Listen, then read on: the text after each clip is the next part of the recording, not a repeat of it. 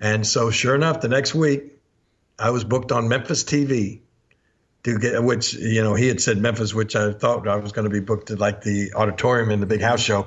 But anyway, I was booked just as a job guy on Memphis TV to get my brains beat out by Tojo Yamamoto. But I mean, to me, that was the greatest. I mean, there was that, and then that was like my first match in Memphis for the real promoters. And they started booking me like every week on TV as just to get my brains beat out. But to me, being on TV, all my friends saw that. Not everybody went. Not many of my actual friends would go down to buy a ticket to go to the matches at downtown. But everybody watched it on Saturday TV. So to me, the big deal was to be on TV.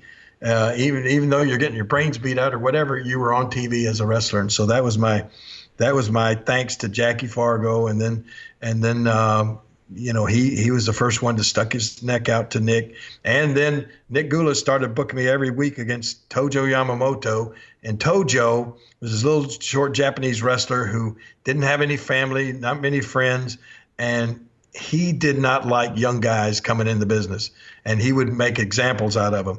And I think Nick Goulas would put young guys against Tojo, because Tojo would beat you up so bad and try to hurt you that if you came back after a match with Tojo, they said, well, you know what? This kid's serious. He's got some potential. If he'll take a match with Tojo and take that butt kicking and still wants to be a wrestler, then, he's got a chance.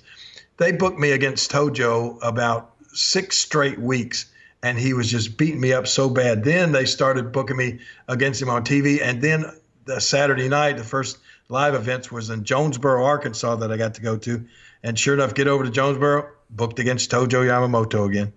And finally, after a few weeks of that, Jackie took me and went into the dressing room with Tojo and said, Tojo, Jerry's a good friend of mine. He's a good kid.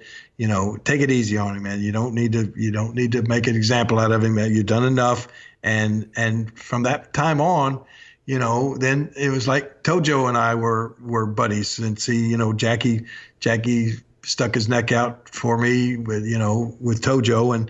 And so, he was a guy that was influential in getting me accepted among the, amongst the guys that had been there forever,